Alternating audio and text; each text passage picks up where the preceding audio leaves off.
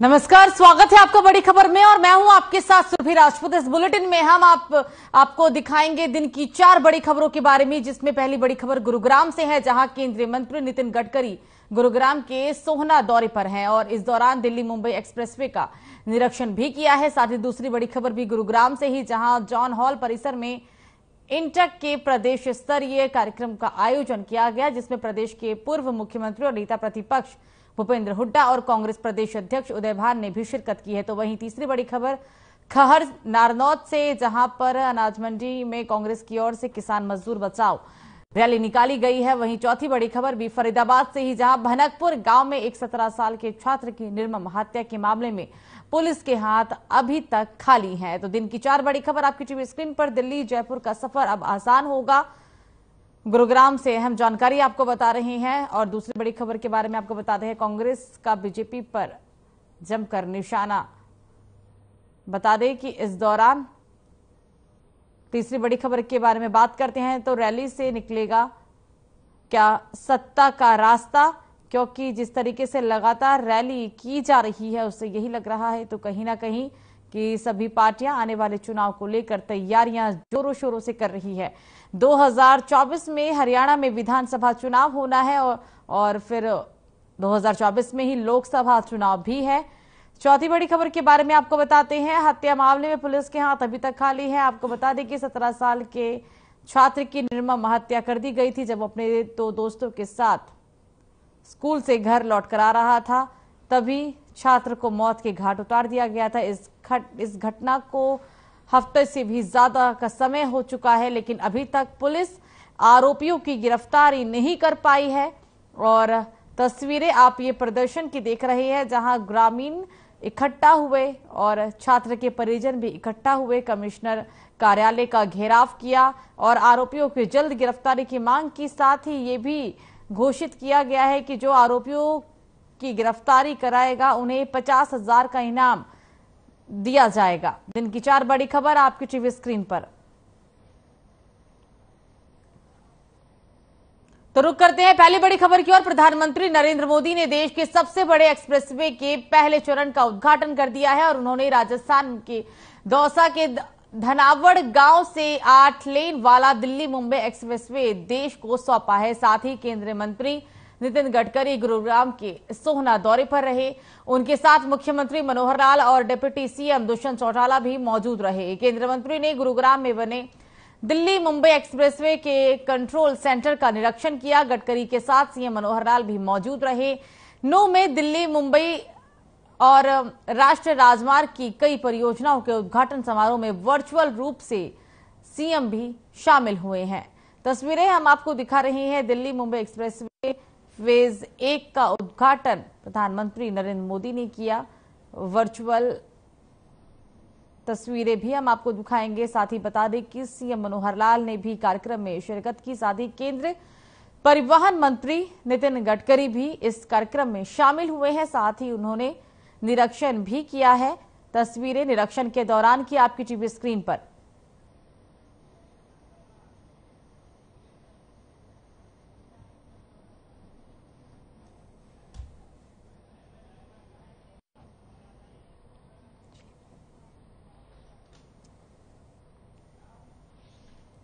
और इस खबर पर ज्यादा जानकारी के लिए ग्राउंड जीरो से हमारे साथ संवाददाता विजेंद्र जुड़ गए हैं। विजेंद्र, ताजा अपडेट बताएं, फिलहाल कितनी देर तक ये पूरा प्रोग्राम चला है कार्यक्रम और कौन कौन लोग इसके अलावा शामिल हुए हैं?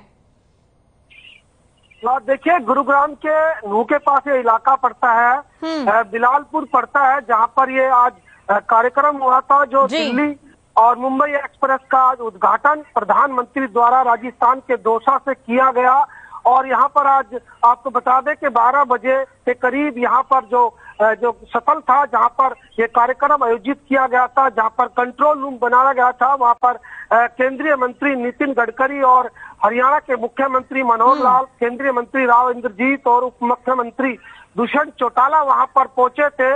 और आपको बता दें कि मुख्यमंत्री ने साफ तौर पर अपने संबोधन में कहा कि ये जो एक्सप्रेसवे बना है ये मेवात की जान है, ये रीढ़ की हड्डी है और इससे व्यवसाय बढ़ेगा और इससे यहाँ पर जो आसपास इलाके में जो रोजगार है वो मिलेगा और हरियाणा की 2.5 करोड़ जनता के लिए ये प्रधानमंत्री की एक सौगात है। और आपको बता दें कि पहले चरण के हाईवे बना है जो कि दिल्ली से लेकर दौसा तक अभी फिलहाल बना है और 1300 किलोमीटर से ज्यादा का ये हाईवे बनना है। और ऐसे में रोजगार तो बढ़ेंगी, साथ ही साथ जो आयात निर्यात का जो काम है उससे ज्यादा फायदा होगा। और ऐसे में प्रधानमंत्री ने जो सौगात हरियाणा को दी है उसको लेकर मुख्यमंत्री मनोहर लाल खट्टर ने उनका धन्यवाद किया और वर्चुअल वो इस उद्घाटन से जुड़े। और ऐसे में आपको बता दें कि इस हाईवे के बनने से साथ ही रोजगार पर फर्क पड़ेगा, आर्थिक फायदा होगा और ऐसे में आयात निर्यात पर भी बहुत ज्यादा फायदा इससे होने वाला है। जी बिल्कुल विजेंद्र, रोजगार के अवसर भी बढ़ेंगे प्रदेशवासियों के लिए, ये अच्छी खबर भी है। साथ ही क्योंकि इस हाईवे के बनने के बाद दिल्ली से मुंबई तक का सफर काफी आसान हो जाएगा, क्योंकि जो लोग ये सफर करते हैं तो उन्हें कई घंटों और भी ज्यादा ट्रेवल करना पड़ता है। तो एक्सप्रेसवे बनेगा तो जाहिर सी बात है कि जो लोगों की समय है उसमें भी बचत होगी। सुरभि, सबसे बड़ी बात है कि जिस तरह से आपको बता दें नितिन गडकरी जो कि आपको बता दें कि परिवहन मंत्री है, उनके कार्यकाल के दौरान भारत में जो सड़कों का जाल बिछा है उससे कहीं ना कहीं एक राज्य से दूसरे राज्य में या एक जिले से दूसरे जिले में जाने से लोगों को स्मूथली जो सड़क मिली है, साथ ही साथ जो आयात निर्यात का जो काम है वो बढ़ा है, व्यापार बढ़ा है। तो कहीं ना कहीं सड़कों का जाल जरूर भारत में फैला है, जिससे कि एक दूसरे राज्य की जो संस्कृति है उससे भी जुड़ने का मौका मिला है। और मुख्यमंत्री ने भी कहा कि हरियाणा की संस्कृति और महाराष्ट्र की संस्कृति को जोड़ने का ये हाईवे काम करेगा। जी बिल्कुल विजेंद्र, एक बात और अहम, क्योंकि जाहिर सी बात है कि इस साल भी 9 राज्यों में चुनाव है और अगले साल तो 2024 में विधानसभा चुनाव भी, हरियाणा का लोकसभा चुनाव भी है। तो क्योंकि अगर हम चुनाव के नजरिए से ही देख ले तो ये बहुत बड़ी बात भी होगी और कहीं ना कहीं जो आज उद्घाटन किया गया उससे फायदा भी मौजूदा सरकार को बहुत मिलने वाला है। बिल्कुल, देखिए 2024 के चुनाव की बात करें तो कहीं ना कहीं भाजपा ये चाहती है कि जो जनता है उनका जुड़ाव भाजपा से बना रहे और जो विकास कार्य है वो किसी प्रकार से अधूरे ना रहे, उनको जल्द से जल्द पूरा किया जाए। और ऐसे में आपको बता दें कि गुरुग्राम में भी नगर निगम चुनाव है और ऐसे में जो पार्टियां हैं, तमाम पार्टियां तैयारी कर रही है, लेकिन भाजपा जिस तरह से चुनावी तैयारी कर रही है वो आपको बता दें कि अलग तरीके से ही भाजपा चुनावी तैयारी कर रही है। विकास के मुद्दे पर चुनाव लड़ने की बात भाजपा कर रही है और ऐसे में लगातार उद्घाटन और विकास कार्यों का दौर लगातार जारी है, चाहे प्रदेश की बात करें चाहे देश की बात करें। और ऐसे में लगातार आपको बता दें कि जिस तरह से हरियाणा में और लगातार विकास हो रहा है तो कहीं ना कहीं प्रगति पर हरियाणा लगातार देखने को मिल रहा है। और मुख्यमंत्री भी कह रहे हैं जिस तरह से हरियाणा की जो जनता है वो कहीं ना कहीं अब ऑनलाइन प्रणाली से कहीं ना कहीं जो रोजगार है वो मिल पा रहे हैं, लोगों को पारदर्शिता आई है और अब किसी प्रकार की खर्ची या पर्ची अब बंद हो गई है। जी बिल्कुल विजेंद्र, आप हमारे साथ बने रहिए, आपसे आगे भी अपडेट लेंगे। तो रुक करेंगे दूसरे अहम खबर की ओर। गुरुग्राम के जॉन हॉल परिसर में इंटक के प्रदेश स्तरीय कार्यक्रम का आयोजन किया गया है। पूरी खबर आपको गुरुग्राम से बता रहे हैं, जहां पर जॉन हॉल परिसर में इंटक के प्रदेश स्तरीय कार्यक्रम का आयोजन किया गया, जिसमें प्रदेश के पूर्व मुख्यमंत्री और नेता प्रतिपक्ष भूपेंद्र हुड्डा और कांग्रेस प्रदेश अध्यक्ष उदय भान ने भी शिरकत की है। साथ ही कार्यक्रम में इंटक के बड़े नेता भी मौजूद रहे हैं, जिससे बेरोजगारी, महंगाई और भ्रष्टाचार जैसे मुद्दों पर चर्चा भी हुई है। हुड्डा और उदय भान ने सरकार पर निशाना साधते हुए कहा है कि प्रदेश बेरोजगारी और महंगाई में नंबर 1 पर पहुंच गया है। गठबंधन पर हमला बोलते हुए उन्होंने कहा कि गठबंधन की सरकार ने प्रदेश को कर्ज में डुबो कर रखा है। इंटक का प्रदेश स्तरीय कार्यक्रम की तस्वीरें आपको गुरुग्राम से दिखा रहे हैं। भूपेंद्र सिंह हुड्डा और उदय भान ने इस कार्यक्रम में शिरकत की, सरकार पर जमकर बरसे हैं। भूपेंद्र सिंह हुड्डा एक बार फिर से उन्होंने सरकार पर जमकर निशाना साधा है। स्वास्थ्य के मुद्दे को लेकर, बेरोजगारी के मुद्दे को लेकर कई ऐसे अहम मुद्दे थे जिस पर भूपेंद्र सिंह हुड्डा ने मौजूदा सरकार पर निशाना साधा। उन्होंने ये भी कहा कि मौजूदा सरकार ने देश को कर्ज में डुबो दिया है। हम आपको ये इंटक कार्यक्रम की तस्वीरें दिखा रहे हैं। उदय भान और भूपेंद्र सिंह हुड्डा इसमें शामिल हुए हैं। कार्यक्रम का आयोजन किया गया था और इस दौरान एक बार फिर से भूपेंद्र सिंह हुड्डा मौजूदा सरकार पर जमकर बरसे हैं। बातें तो सारी मेरे से पूर्व वक्ताओं ने कह दी, हमारे अध्यक्ष जी ने पूरी तफसील में बता दिया आपको। केंद्र की भी बात, हरियाणा की बात तो एक है सीधी सी कि भाई जो प्रदेश आज हरियाणा में करेगा, हरियाणा के डेलीगेट इकट्ठे हो गया है, जो प्रदेश 2014 में प्रति व्यक्ति आय और प्रति व्यक्ति निवेश में नंबर 1 था पूरे देश में हमारा, और इसी वास्ते रोजगार भी खूब मिलते थे। निवेश आएगा जब भी रोजगार मिलेंगे, जब भी इंटक बढ़ेगी और मजबूत होगा। रोजगार ही नहीं रहेंगे तो क्या होगा। आप देख रहे हैं कि कितना शानदार प्रोग्राम और सबने यूनानिमस तौर से अमित यादव को अध्यक्ष चुना है इंटक का, उसके लिए हमने बहुत बधाई दी है। और आज सभी कई विभिन्न संगठनों के लोग यहाँ पर थे, 38-40 और जो यूनियन है उनके भी लोग। तो ये एक श्रमिकों का एक गुस्सा है इस सरकार के प्रति। जिस तरह से नरेंद्र मोदी जी जो काम कर रहे हैं, पूंजीपतियों के लिए काम कर रहे हैं, जो एक अडानी के लिए पूरी तरह से अपना आप को समर्पित कर रखा है, सारी पार्टी को समर्पित कर रखा है, तो उसको जो ना बेनकाबी करने का काम।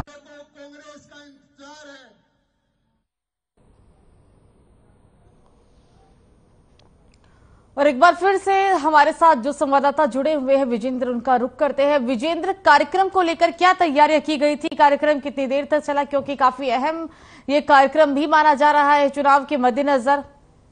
ताजा अपडेट बताएं। देखिए सुरभि, आज गुरुग्राम में कई अहम कार्यक्रम थे। मनोहर लाल खट्टर भी यहाँ पर पहुंचे थे और आपको बता दें कि भूपेंद्र सिंह हुड्डा भी यहाँ पर इंटक के प्रदेश स्तरीय कार्यक्रम में पहुंचे थे, जहां पर वो भाजपा पर जमकर बरसे और भाजपा को जमकर घेरने का काम किया। आपको बता दें कि आज यहाँ पर इंटक का राज्य स्तरीय कार्यक्रम था। प्रदेश भर से लोग और जो तमाम इंटक से जुड़ी यूनियन है वो यहाँ पर पहुंची थी और तमाम लोगों ने बेरोजगारी और आपको बता दें कि महंगाई पर लेकर लगातार सरकार पर हमला बोला। और भूपेंद्र सिंह हुड्डा ने साफ तौर पर कहा कि जब से भाजपा की सरकार आई है, ना तो लोगों को नौकरी मिल पा रही है, ना ही रोजगार ठीक से लोगों को मिल पा रहा है। महंगाई चरम सीमा पर है, मजदूरों का जो हक है उसको छीना जा रहा है। और जिस तरह से कौशल योजना जो लागू की है उसको रद्द करने की बात की है, पेंशन की बात की है कि उनकी सरकार आती है तो जो बुढ़ापा पेंशन है वो 6,000 की जाएगी। और कहीं ना कहीं इस तरह से भी कहा गया है कि जो भाजपा की सरकार है वो पूंजीपतियों की सरकार है। तो कहीं ना कहीं भूपेंद्र सिंह हुड्डा भाजपा पर जमकर बरसे। वहीं प्रदेश अध्यक्ष ने भी कहा कि वो संगठन के चलते वो मुहिम चलाएंगे। और आपको बता दें कि वो मुहिम चलाने जा रहे हैं कि भाजपा किस तरह से मजदूरों के हित में काम नहीं कर रही है। महंगाई, बेरोजगारी चरम सीमा पर है, किसान, मजदूर, तमाम वर्ग उनसे दुखी है। प्रदेश में जो गठबंधन की सरकार है वो कहीं ना कहीं फेल हो गई है और आम लोगों को कहीं ना कहीं दिक्कतें उठानी पड़ रही है। चाहे रोजगार की बात करें, महंगाई की बात करें, इन तमाम मुद्दों को लेकर भाजपा को घेरने का काम किया। गठबंधन सरकार पर लगातार निशाना साधा गया। जी बिल्कुल विजेंद्र, उदय भान के साथ और कौन कौन लोग इस कार्यक्रम में शामिल हुए हैं? देखिए राजस्थान से मंत्री वो यहाँ पर पहुंचे थे। और आपको बता दूं खास कार्यक्रम ये भी था कि यहाँ पर जो इंटक के प्रदेश अध्यक्ष थे उसका चयन किया जाना था और उसी को लेकर सर्वसम्मति से जो आपको यादव थे, अमित यादव, वो प्रदेश अध्यक्ष थे, उनको दोबारा से प्रदेश अध्यक्ष इंटक का सर्वसम्मति से चुना गया। तो ये कार्यक्रम, इसको लेकर कार्यक्रम आयोजित किया गया था। जो पूर्व मुख्यमंत्री भूपेंद्र सिंह हुड्डा थे वो यहाँ पर मुख्य अतिथि के तौर पर पहुंचे थे। कई विधायक और यहाँ पर मंत्री इस कार्यक्रम में शिरकत करने पहुंचे थे। जी बिल्कुल विजेंद्र, तमाम जानकारी साझा करने के लिए बहरहाल आपका शुक्रिया। तो रुक करते हैं अब तीसरी बड़ी खबर की और। खबर ये नारनौल से बता रहे हैं, जहां आज मंडी में कांग्रेस की ओर से किसान मजदूर बचाओ रैली निकाली गई है, जिसमें कांग्रेस पार्टी के राष्ट्रीय महासचिव रणदीप सिंह सुरजेवाला बतौर मुख्य अतिथि शामिल हुए हैं। साथ ही बता दें कि इस दौरान पार्टी के कई वरिष्ठ नेता और कांग्रेस के तमाम पदाधिकारियों ने उनका फूलमाला और पगड़ी पहनाकर जोरदार स्वागत किया है। नारनौल से पूरी खबर, कांग्रेस के किसान मजदूर बचाव रैली का आयोजन किया गया, जिसमें रणदीप सुरजेवाला बतौर मुख्य अतिथि शामिल हुए हैं। तस्वीरें भी हम आपको दिखा रहे हैं जब रणदीप सुरजेवाला पहुंचे थे। कांग्रेस की किसान मजदूर बचाव रैली का आयोजन किया गया है। तस्वीरें आपको टीवी स्क्रीन पर नॉर्थ से, जहां पर नॉर्थ से ये तस्वीर आपको दिखा रहे हैं। रणदीप सिंह सुरजेवाला बतौर मुख्य अतिथि शिरकत करने पहुंचे हैं। सुबह 10 बजे अनाज मंडी नारायण के अंदर किसान मजदूर बचाव रैली का आयोजन किया जाएगा जी, जिनके अंदर मुख्य अतिथि चौधरी रणदीप सिंह सुरजेवाला जी, कांग्रेस के राष्ट्रीय महासचिव एवं सांसद राज्यसभा होंगे जी। इनकी अध्यक्षता राष्ट्रीय कांग्रेस किसान के अध्यक्ष श्री सुखपाल सिंह खेरा जी होंगे। और आज हमें रैली की पूरी तैयारी कर ली है। आप देख रहे हैं कि पूरा लंबा चौड़ा टेंट है, जिसमें कल हमें हजारों की संख्या में लोग बाग पहुंचने की उम्मीद है।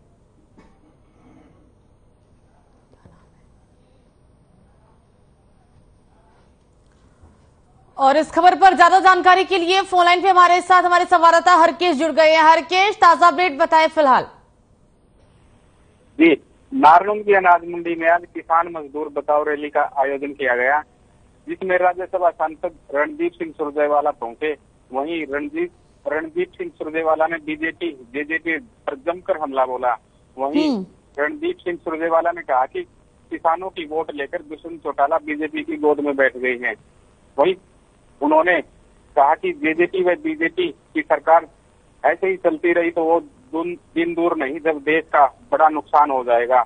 ऐसी काफी बातें आज रणदीप सिंह सुरजेवाला ने इस रैली में कही हैं और काफी बड़ी बड़ी बातें कही हैं। उन्होंने कहा कि हमें आतंकवादी, नक्सलवादी व लटोरा कहा गया।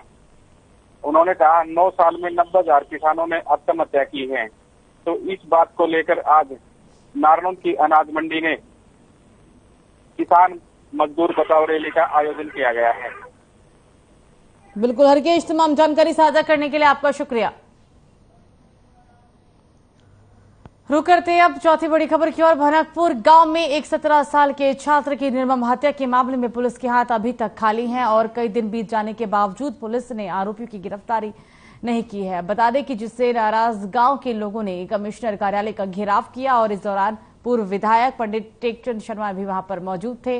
उन्होंने उग्र आंदोलन की चेतावनी भी दी है। वहीं पृथला से बीजेपी के वरिष्ठ नेता दीपक बाजार ने भी पुलिस की कार्यशैली पर सवालिया निशान खड़े करते हुए कहा है कि जल्द ही अगर कार्रवाई नहीं की गई तो आगे ग्रामीण और इलाके के लोग पुलिस कमिश्नर कार्यालय का घेराव करेंगे। इस मौके पर फरीदाबाद पुलिस कमिश्नर विकास कुमार द्वारा खुले मंच के माध्यम से तमाम ग्रामीणों को आश्वासन दिया गया कि आरोपियों को जल्द गिरफ्तार कर लिया जाएगा। वहीं आरोपियों की सूचना देने वाले व्यक्ति को 50,000 का इनाम देने की भी घोषणा की गई। तस्वीरें फरीदाबाद से आपको दिखा रहे हैं। उग्र आंदोलन की चेतावनी आज दी गई है।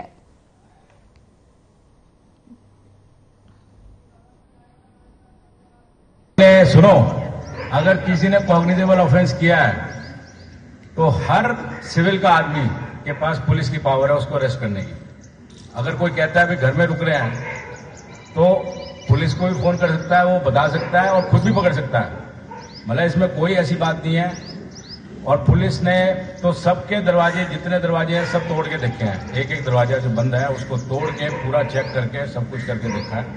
जो भी पुलिस के पास फुल पावर है, हमारे पास बहुत सारी जो पावर्स हैं सारी हम फुल यूज कर रहे हैं और उनको जल्द गिरफ्तार करेंगे। और अगर कोई भी इनको पनाह देगा तो 100% वो हवालात के सलाखों के पीछे होगा। साथ में मैं इस फोरम पे ये भी अनाउंस करता हूं कि जो इनके बारे में सूचना देगा, एक भी बंदे के बारे में सूचना देगा कि ये यहाँ पे और उसको पकड़वाने में मदद करेगा तो पुलिस की तरफ से उसको 50,000 रुपए का इनाम दिया जाएगा। जैसा कि आप सभी को विदित है कि जो 17 वर्षीय छात्र था जिसकी चाकू से घोटकर हत्या कर दी गई थी, इस मामले में तुरंत पुलिस ने कार्रवाई करती है, मुकदमा दर्ज किया है। इसमें क्राइम ब्रांच की 5 टीमें लगी हुई थी और एक SHO की टीम लगी हुई है। इसमें 3 दिन हो गए हैं, आज तीसरा दिन है। तो इसमें लोगों का कुछ था, रोष था कि भाई अभी तक आरोपी पकड़े नहीं गए हैं। तो पुलिस आयुक्त महोदय के यहाँ पे कुछ लोग आए थे, गांव के लोग और जो कुछ मौजूद लोग आए थे, तो उनको आश्वासन दिया गया है आप लोगों के माध्यम से कि जो उनको प्रोटेक्शन देंगे, जो क्रिमिनल हैं जिन्होंने उस छात्र की हत्या की है उनको जो प्रोटेक्शन देंगे उनको 100% जेल भेजा जाएगा, प्रोटेक्शन देने वाले को भी। समस्त साथी हमारे यहाँ पे ये कोई राजनीतिक मंच नहीं था। ये विपिन नाम का जो हमारा एक बच्चा पिछली 5 तारीख को जो 7 तारीख को जिसको खींच करके बीच में से 3 बच्चों में से खींच करके चाकुओं से निर्मम हत्या की, उसके बारे में डीसीपी साहब ने 2 दिन का टाइम दिया था। 2 दिन तक लोग शांत रहे। आज वो 4 दिन हो चुके हैं, अभी तक एक भी उनमें से पकड़ा नहीं। और इस खबर पर ज्यादा जानकारी के साथ ग्राउंड जीरो से हमारे साथ संवाददाता जयप्रकाश भाटी जुड़ गए हैं। जयप्रकाश, कई दिन बीत चुकी है, अभी तक गिरफ्तारी नहीं हुई है, ताजा अपडेट बताए, प्रदर्शनकारियों को क्या कहना था और क्या मांगे थी? सुरभि जी, मैं आपको बता दूं कि ये 7 फरवरी की घटना है, जो कि 11वीं क्लास में जो छात्र है वो पढ़ता था रावल कॉन्वेंट स्कूल में, और वह स्कूल से पढ़कर अपने घर जा रहा था और उसकी जो है धारदार जो हथियार है चक्कू से उसकी गोदकर निर्मम हत्या कर दी गई थी। उसी मामले में 2-3 दिन बीत जाने के बाद में जब सेक्टर 21 सीपी विकास अरोड़ा जी के यहाँ पे जो गांव के जो लोग बाग थे वो पहुंचे, और पृथला विधानसभा के जो टेकचंद शर्मा पूर्व विधायक रहे हैं वो भी पहुंचे वहां पे। तो विकास अरोड़ा जी का साफ तौर से क्लियर स्पष्ट कहना था कि इन बड़े मामलों में जो है पुलिस संज्ञानता से काम करेगी और जो आरोपी हैं उनकी दर दबोच कर ली जाएगी। और इसी मामले में आज मैं आपको बता दूं कि आज जो है इसमें एक जो मुख्य आरोपी सचिन था उसकी गिरफ्तारी कर ली गई है, और जो कि इसमें विकास अरोड़ा जी की तरफ से 9 सीआईओ की टीम का गठन किया गया था। 9 सीआईओ में से मुकेश कुमार मल्होत्रा जो सीआईए जो इंचार्ज बनाए गए थे, उन्होंने अपनी छापेमारी के दौरान सचिन नाम का जो मुख्य आरोपी था उसको धर दबोचा है। और सचिन से जब सीआईए पहली पूछताछ में जो प्रथम पूछताछ थी उसमें सचिन ने बताया कि उसकी कुछ छोटी सी बात को लेकर उससे मोहवाद हुआ था। मोहवाद को लेकर उसने अपने आप में इतना गुस्सा आक्रोश कर लिया कि उन्होंने जो सचिन था उन्होंने अपने और अन्य साथियों पे फोन किया और साथियों को बुलाकर उसकी चाकुओं से निर्मम हत्या कर दी गई। बिल्कुल जयप्रकाश, आपने बोला कि मुख्य आरोपी की गिरफ्तारी हो गई है, और अभी कितने आरोपी हैं जिनकी गिरफ्तारी होना बाकी है? पुलिस का साफ तौर से कहना है, सचिन से प्रथम पूछताछ के दौरान सचिन ने बताया कि उसके साथ में 4 और अन्य साथी थे। 4 अन्य साथियों की और गिरफ्तारी इसमें होनी बाकी है। और इसमें जो ये सचिन है ये पृथला प्याले गांव का रहने वाला है, और इसके जो पिताजी का नाम है वो गोपाल है, और यह भी 12वीं क्लास की इसने परीक्षा अभी दी है। और 12वीं क्लास की परीक्षा देने के बाद में इसने जो आरोपी है ये आरोपी है, इसने अपने 4 साथी और इसमें अन्य 4 साथी बताए हैं कि 4 साथियों के साथ मिलकर इसने जो हत्या की थी वो निर्मम हत्या, जो 4 साथियों के साथ मिलकर इसने निर्मम हत्या की थी। और जो सीआईए की टीम है वो जगह जगह पर जो जहां ये बता रहा है वहां पे अपनी छापेमारी कर रही है, और 4 साथियों की और पुलिस अभी तलाश जारी है। बिल्कुल, प्रदर्शन के बाद क्या आज गिरफ्तारी हुई है, या फिर जो प्रदर्शन आज किया गया ग्रामीणों ने, क्योंकि उग्र आंदोलन की भी चेतावनी दी गई थी ग्रामीणों के द्वारा, उससे पहले ही गिरफ्तारी हो चुकी है, या प्रदर्शन का ये असर कह सकते हैं गिरफ्तारी? प्रदर्शन के बाद में जब वहां पे सीपी ऑफिस में जब ग्रामीण थे वो पहुंचे थे, तो उन्होंने साफ तौर से कहा था कि अगर इसमें गिरफ्तारी नहीं की गई तो हम उग्र अपना प्रदर्शन भी करेंगे। उसी को लेकर के जो 9 सीआईओ की टीम है वहीं की सीपी अरोड़ा साहब की तरफ से 9 सीआईए टीमों का गठन किया गया। गठन करने के बाद में जो मुकेश कुमार थे उन्होंने अपनी टीमों जगह जगह पर छापेमारी की गई, और उसके उपरांत ही कुछ समय बाद ही सचिन नाम का जो मुख्य आरोपी था उसको धर दबोचा गया। उससे पूछताछ के बाद में उसने 4 अन्य साथियों के अपने नाम भी बताए हैं, और उनकी तलाश अभी भी पुलिस की तरफ से जारी है। बिल्कुल जयप्रकाश, तमाम जानकारी साझा करने के लिए आपका बहुत बहुत शुक्रिया। तो मुख्य आरोपी की गिरफ्तारी हो चुकी है, 4 अभी और आरोपी है जिन्हें जल्द ही गिरफ्तार कर लिया जाएगा। फिलहाल दिन की 4 बड़ी खबरों में मुझे दीजिए इजाजत, नमस्कार।